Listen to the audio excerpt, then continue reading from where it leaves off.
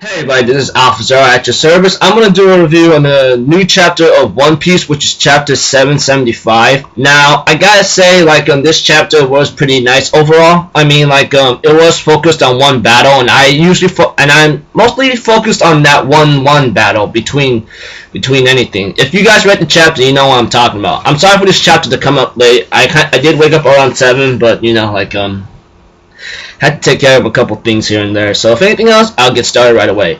Okay, at the beginning, we see to it that the Tontatta princess is a little spoiled, and Leo's like, come on, you can heal your legs, right? And so forth. And right now, one of the dwarf just hits Leo in the head and says, stop, just carry her on your back, stop being a dilly-dag or something. And then later, Leo's like, man, you are one spoiled princess, you know that? Leo was thinking about. Well, he didn't say that overall, but you guys know what I'm getting at. And the prince is like, Leo's back, and I'm thinking in my mind, oh lord. Now, I decided going to a scene where Cyborg Franky and Senor Pink are going head to head. You know, when they actually went fighting to fight, they took each other's punches like 30 times and went to the limits no matter what. And this was pretty a tough battle, and they go like, why you guys are taking each other's hits? Franky says, as a man, I'm gonna take this guy's hits no matter what, and that's how my strong style is. So pretty much that's just me, and Senor Pink says, you know what you just said, right? If you're a man, you don't go back on your word, then pretty much if you survive this, then pretty much it's my loss, and therefore he grabs Franky, and Franky says, I'll take on any attack you throw at me, you hear me?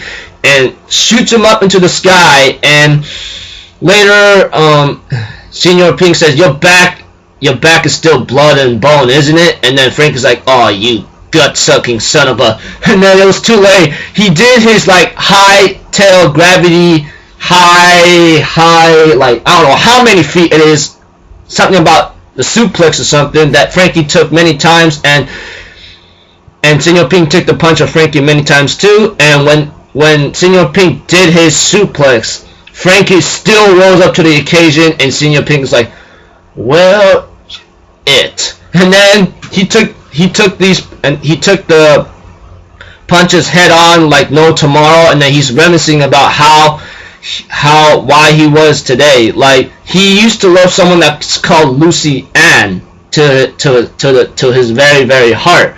And later on, they used to have a child, and he was a bank manager, you know. But as time goes on, it didn't come out so well. They had a child, and his name was Gimlet, and he pretty much died from a high fever. Lucy Ann asked Senor Pink, why are you doing this, blah blah blah. It's something that went into insanity or madness,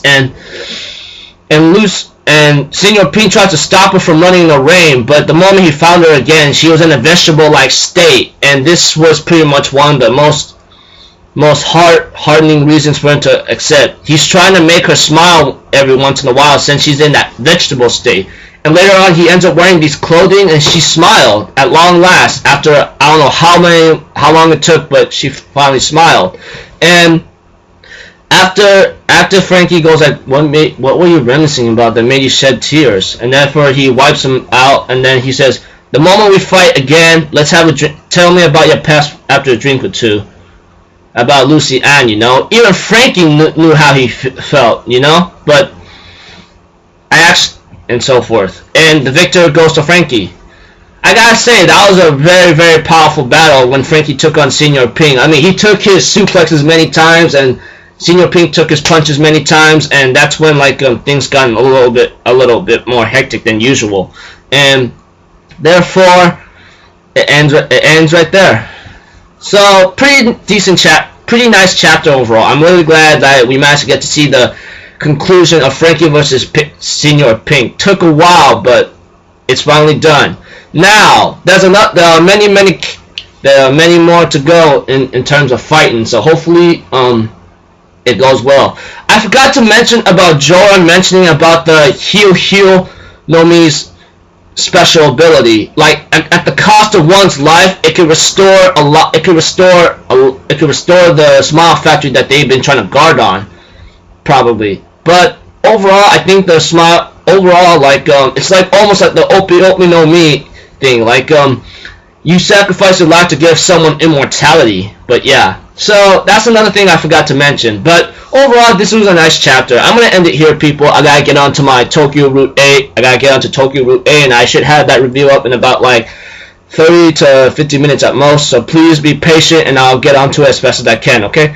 I'm AlphaZero, people. Have a good day, and I'll see you guys later. Alright? Later. Peace out. Bye bye.